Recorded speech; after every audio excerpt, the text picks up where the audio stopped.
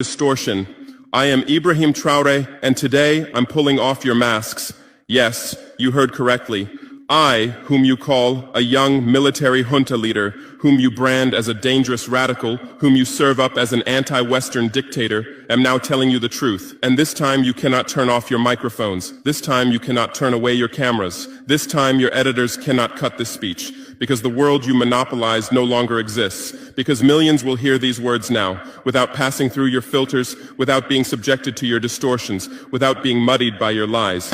I am 34 years old. Every day of my life, I grew up with your lies. As a child, I would watch Africa on television. Always the same images. Children with flies, dry lands, weapons, death. This is Africa, they told us. This is what Africa is. And we believed it. We were ashamed of ourselves. We were ashamed of our own lands, of our own people. But then I grew up. I read, I researched, I questioned, and I understood that the Africa you showed us wasn't real. The story you told us was a lie. The fate you imposed on us was a script you had written. For years, how have you portrayed Africa? How have you shown it? How have you sold it to your viewers? As if we were creatures who had no share of humanity, as if we were savages left outside of civilization, as if we were wretches waiting for you to save us. Every day, every hour, every minute, the same story plays on your screens. Hunger, war, disease, corruption, terror, chaos. These are the words that come to mind when Africa is mentioned.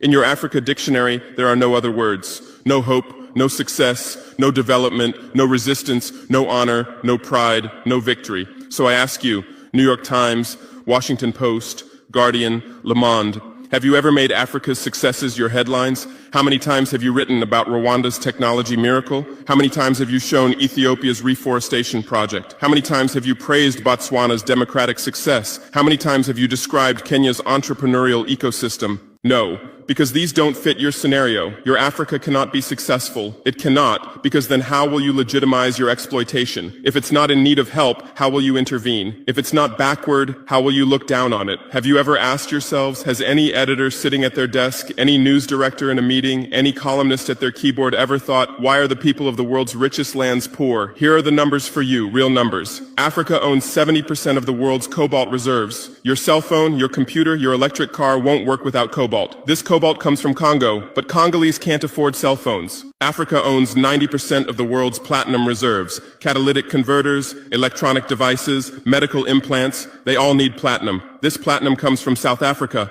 but South Africans are crushed by unemployment. Africa provides 30% of the world's gold production. Mali, Burkina Faso, Ghana, Tanzania.